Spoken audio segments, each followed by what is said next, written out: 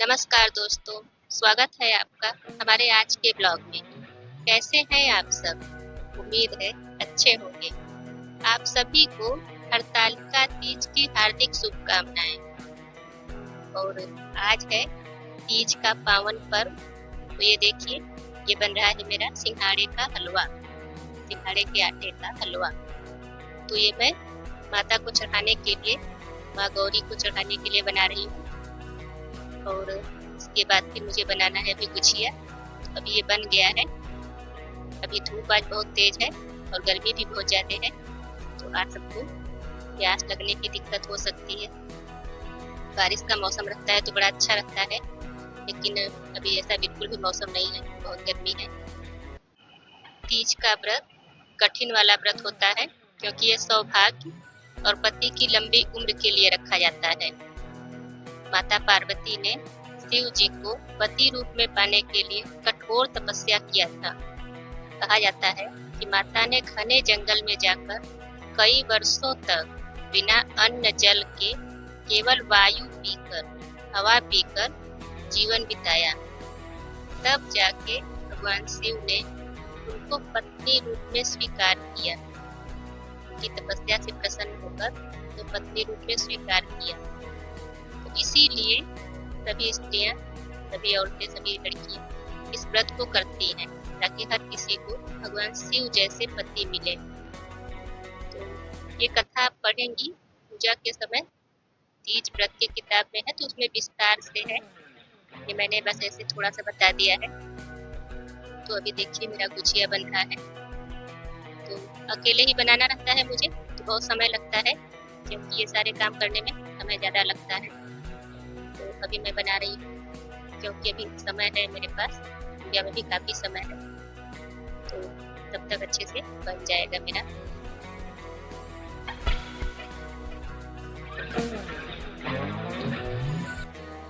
तो अभी मेरी गुझिया बन गई है। अभी मैं थोड़ा ही बनाऊंगी पूजा के लिए, बाकी सारी सामग्री ऐसे ही रख दूंगी और बाद में शाम को आराम से बनाऊंगी, क्योंकि फिर पूजा करने के लिए लेट होने लगेगा। तो अभी मैं हो रही थी रेडी, अभी हो गई। अब सारा सामान मैं इकट्ठा कर रही हूँ पूजा के लिए, कि बैठने के बाद कोई सामान छूट न जाए। अभी मैं पूजा की तैयारी कर रही हूँ और सारा सामान मैं ला के रख ली हूँ, प्रसाद वगैरह। बस वही पूजा का कुछ सामान है जो इधर उधर है, नहीं तो सब मेरे पास में ही है, क्योंकि पूजा का सारा सामान मेरे मंदिर में ही रहता है, तो सब एक जगह रहता है, तो आसानी से मिल जाता है। तो देखिए, अब मैं पूजा शुरू करने जा रही हूँ। तो तीज की पूजा में पार्थिव शिवलिंग बना लेना चाहिए। भगवान शिव और माता पार्वती का चित्र और मूर्ति जो भी हो उसे रख लीजिए और पार्थिव शिवलिंग बना लीजिए। लेकिन मेरे पास शिवलिंग है जो मैं रोज पूजा करती हूँ घर के मंदिर में, तो वो शिवलिंग मैं रख ली हूँ, इसलिए मैं पार्थिव शिवलिंग नहीं बनाई हूँ। और गणेश जी हैं, ये देखिए गणेश जी हैं। और गौरी, माता गौरी को मैं बना लूंगी। तो वैसे तो गोबर से बनाना बहुत शुभ होता है, लेकिन मुझे नहीं मिला गोबर, तो मैं हल्दी से बना लूंगी। आप चाहे तो गोबर से बना लीजिए या हल्दी से बना लीजिए, या फिर मुल्तानी मिट्टी से भी बनाया जाता है। तो अभी गोबर नहीं मिला है मुझे, तो मैं मिट्टी हल्दी से बना लूंगी। और ये शिवलिंग है भगवान शिव का, तो रख ले रही हूँ।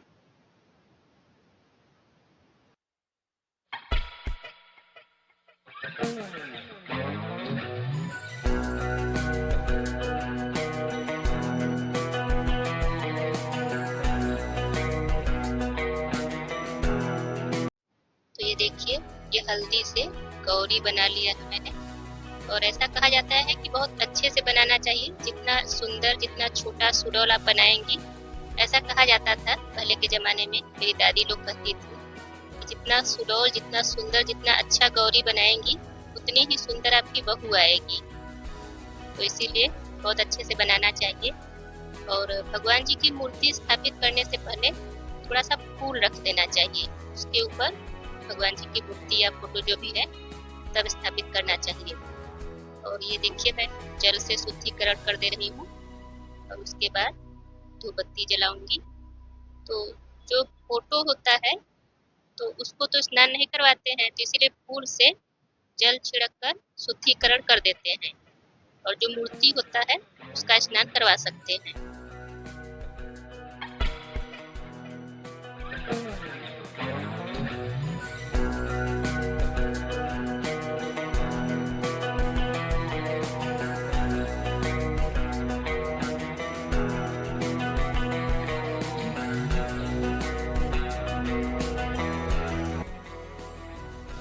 तो ये कलश पे मैंने आम की पत्ती लगा दी है और दिया जला दिया है।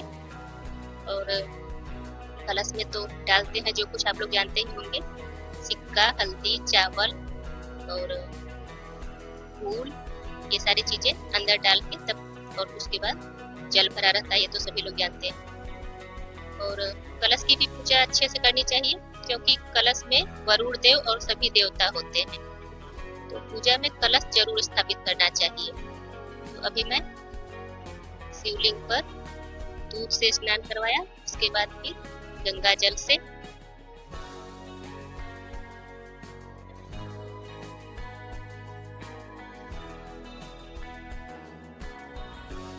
तो ये चंदन है, तो ये मैं चंदन पहले गणेश जी को लगाऊंगी।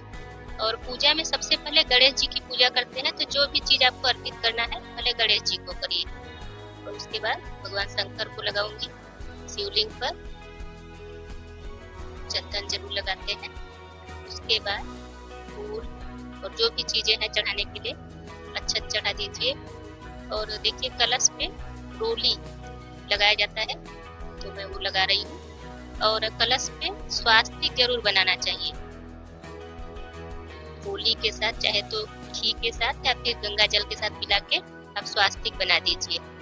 तो मैं स्वास्तिक बना रही हूँ।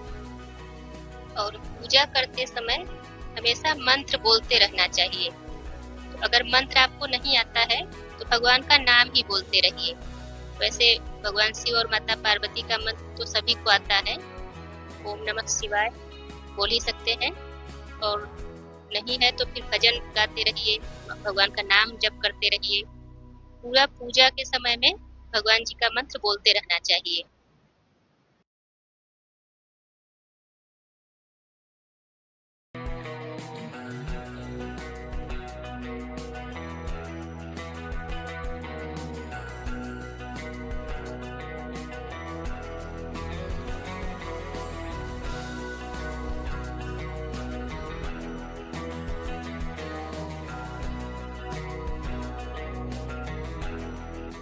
पार्वती बोली शंकर से, सुनिए भोलेनाथ जी, रहना है हर एक जन्म में मुझे तुम्हारे साथ जी।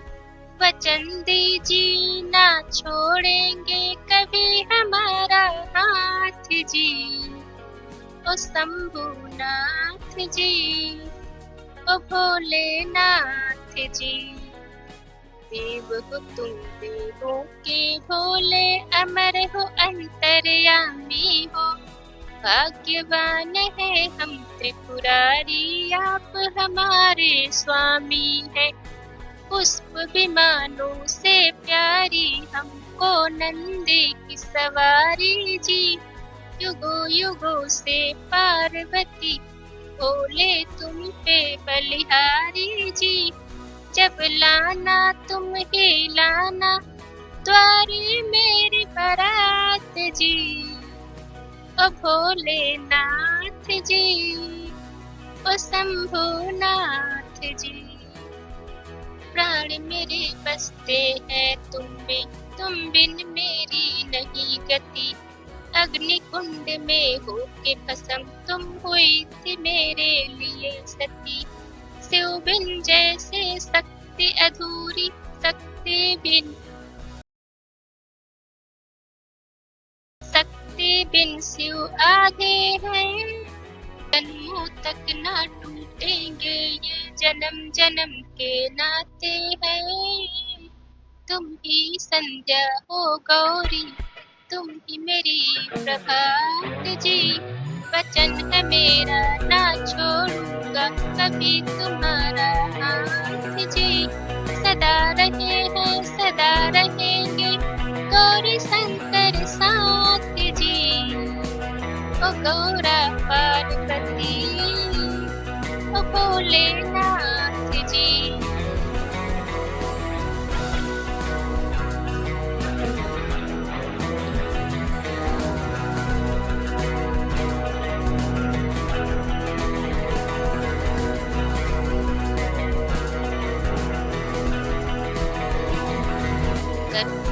गौरं करुणावतारं संसारसारं भुजगेन्द्रहारं सदा वसन्तं हृदयारविन्दे भवं भवानी सहितं नमामि।